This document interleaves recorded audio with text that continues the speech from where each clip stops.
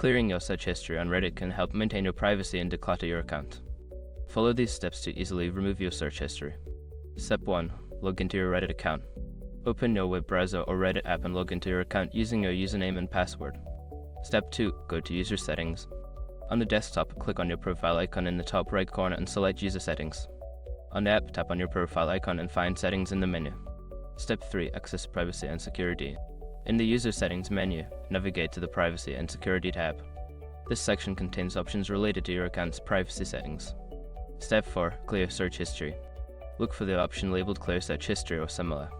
Click on it to remove all your previous search entries from your account.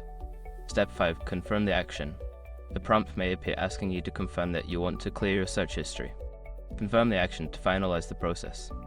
By following these steps, you can successfully clear your search history on Reddit. Regularly managing your search history can enhance your privacy and improve your overall experience on the platform.